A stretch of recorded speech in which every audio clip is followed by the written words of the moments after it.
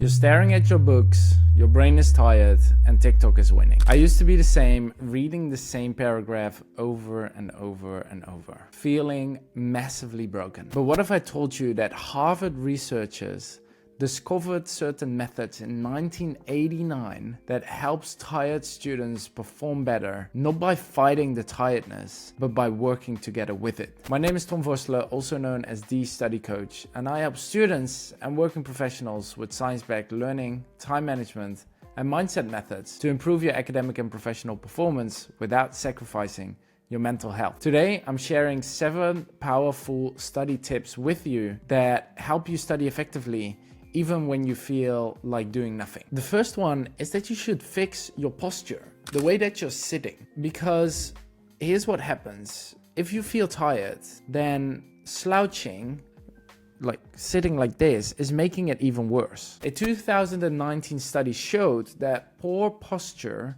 can reduce the oxygen to the brain by up to 30%, which slows down your thinking and makes you sleepy. So this is how you fix it. You sit up straight, feet flat, and your shoulders back. That one shift can boost your cognitive performance by 23% in under a minute. So if you're always slouching, leaning over your book, you are suppressing the oxygen flow to your brain. So make sure you sit up straight. Maybe have like a stand that your book is right in front of you instead of down. That automatically gets you in that posture. Step number 2, super easy, going for a walk. I've talked about this numerous times. NASA found that walking can increase your creativity by up to 60% because movement boosts oxygen and circulation, and it creates brain feel-good chemicals such like serotonin. So if you're tired, don't stay on your chair. Don't stay stuck. Walk for 10 or 20 minutes and you get some bonus points if you do this when there's sun outside. Think of this as a brain's natural pre or post workout where you give yourself another boost of energy in between your study sessions. Tip number 3 is about power naps. You don't need a 2-hour nap. That just leaves your brain very, very foggy. NASA discovered that a 26-minute, very accurate, power nap boosts your alertness by 100%. So set a timer no longer than 30 minutes, and this will reset your brain and your focus without ruining your sleep at night. The next thing is about caffeine intake. Use caffeine intake wisely. Caffeine doesn't give you energy. It actually blocks your tiredness. If you use it too often and your brain starts adapting, you are needing more and you're probably sleeping worse. So a pro tip is to delay your first caffeine intake by 90 minutes after waking up. And the other pro tip is that 8 hours before you go to bed, have your last caffeine drink. So you only want to use caffeine when you need it, not on a daily basis, and you'll feel a bigger effect when it really matters. Step number 5 is super easy, but a lot of people don't do it.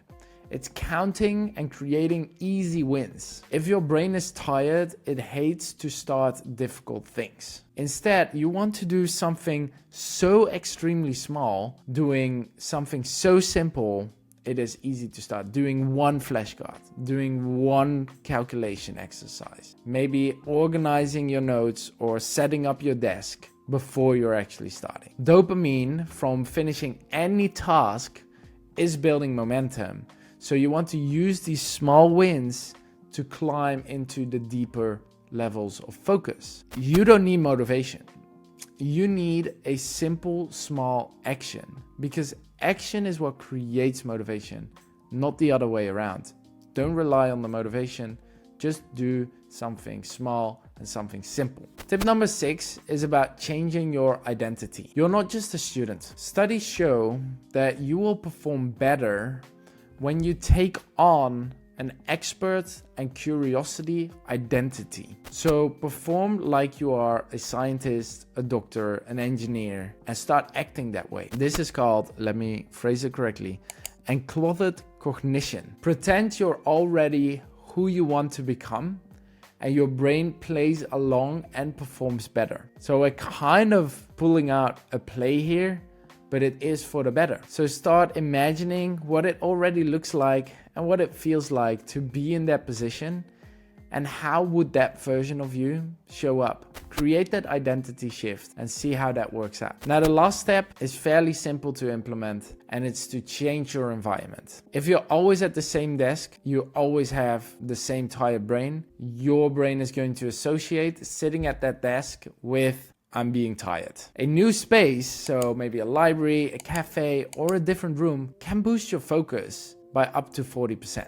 So this new spark wakes up your brain. Try maybe a group study session, or even moving your desk from the window to the wall. A new place creates new focus. So focus on this small change and see what kind of impact it has on your focus. So it's summer right now, perfect timing to focus on any of these small habits with less pressure. And you can implement them in different areas of your life right now, even though that you're not studying, just to get into the habit of it. Think about the coffee tips that I shared.